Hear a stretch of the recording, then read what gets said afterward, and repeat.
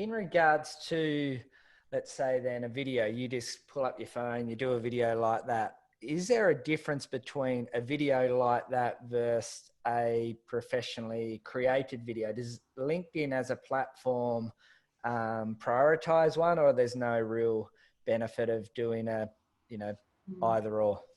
Yeah, awesome question. I think, certainly balancing your approach and depending on what you're doing, who you are, what your positioning is, will really influence what your content needs to look like. I think LinkedIn can't explicitly go, oh, well, this video costs, $3 to produce versus maybe $3,000. Certainly in terms of, I think, how receptive an audience is to a video influences then how the algorithms treat it.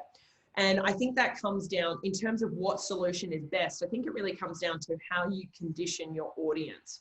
So what I mean by that is, say with myself personally, I started by doing everything on my phone.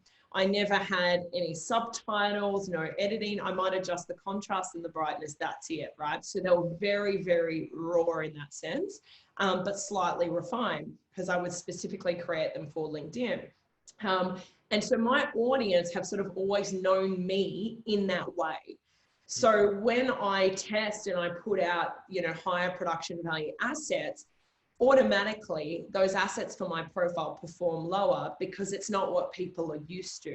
And it's a different sort of strategy. So I have to respect that, and I can't sort of, get upset about that. Because if I'm delivering the content in two completely different ways, if this is what people are used to, then this is unfamiliar to them. And it's sort of like, oh, that's not the Sally I know. So I think being mindful of how you condition your audience, and I wouldn't say there's a right or wrong. I would certainly say though that there is, it is becoming more okay and acceptable, and people are still largely receptive to content from a mobile. But I think depending on who you are, what you do, what your positioning is, that'll really influence maybe which approach you take. Like, is it a high production value asset, or is it on your phone, or maybe it's a balance of both?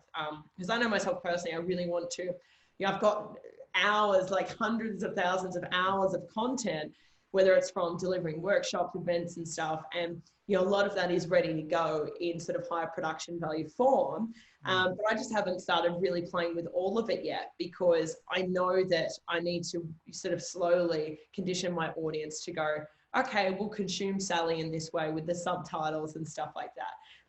But there's, it's great to see on LinkedIn, there's a lot of people who make that decision from the outset to do the higher production value, have the subtitles, have the title, and it works really effectively for them. So